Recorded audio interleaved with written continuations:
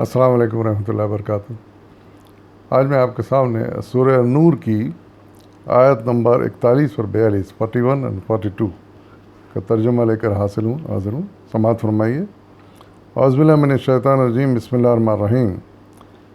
کیا تم دیکھتے نہیں ہو کہ اللہ کی تسبیح کر رہے ہیں وہ سب جو آسمانوں اور زمین میں ہیں، اور وہ پرندے بھی جو پر پھیلائے اڑ رہے ہیں؟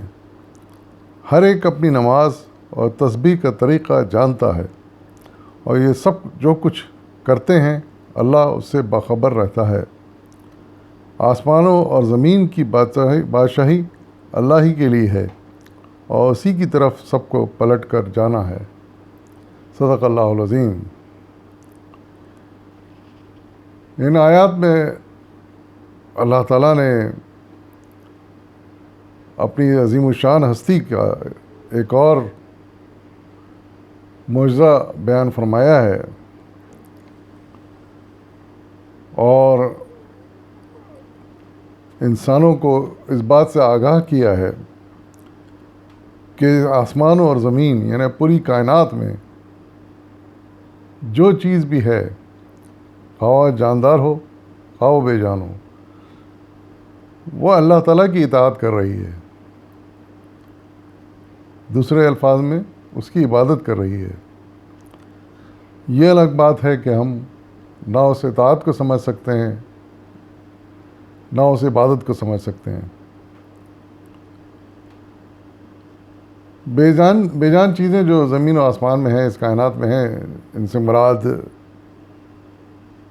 ستارے، سیارے اور جتنے اجرام فلکی ہیں جو حرکت کر رہے ہیں، جو گردش کر رہے ہیں، مختلف طرح سے، مختلف رفتار کے ساتھ، مختلف فاصلوں پر، یہ سب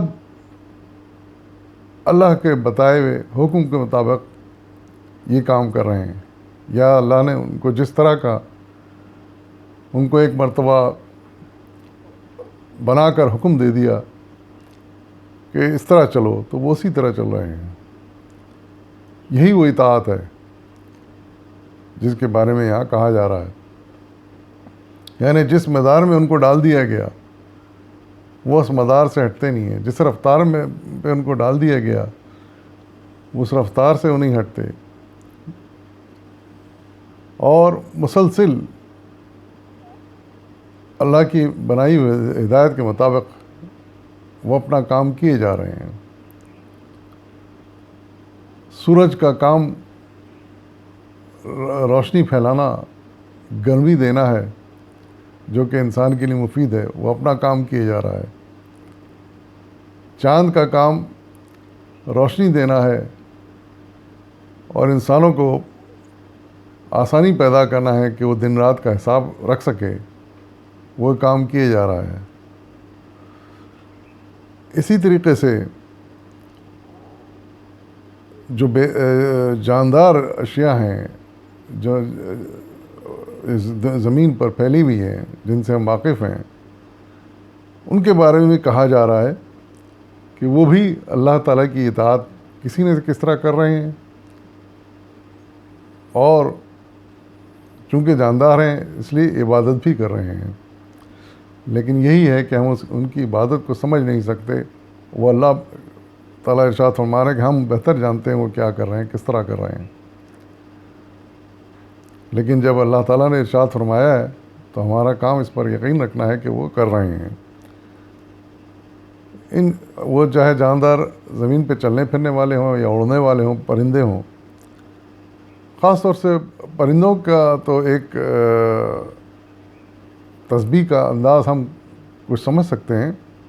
وہ ایسے کہ جیسے مرغ صبح کے وقت بانگ دیتے ہیں، آپ دیکھیں کتنی پابندی سے جیسی صبح طلوع ہوتی ہے مرغ بانگ دیتے ہیں۔ ہو سکتا ہے یہ ان کی عبادت کا انداز ہو۔ اسی طریقے سے صبح کے وقت اگر آپ کسی باغ میں نکل جائیں، کسی ہرے بھرے جگہ پر چلے جائیں، تو صبح ہی صبح پرندے چہچہانا شروع کر دیتے ہیں۔ ہو سکتا ہے یہی ان کی عبادت ہو، یہی اس کا انداز ہو، اور وہ اپنی زبان میں اللہ کا ذکر کر رہے ہوں۔ لیکن اس کی حقیقت اللہ تعالیٰ بہتر جانتا ہے، جس نے ان کو پیدا کیا ہے اور جس نے ان میں یہ صلاحیت دی ہے اور جو ان کی اس عبادت کو سن رہا ہے اور سمجھ رہا ہے۔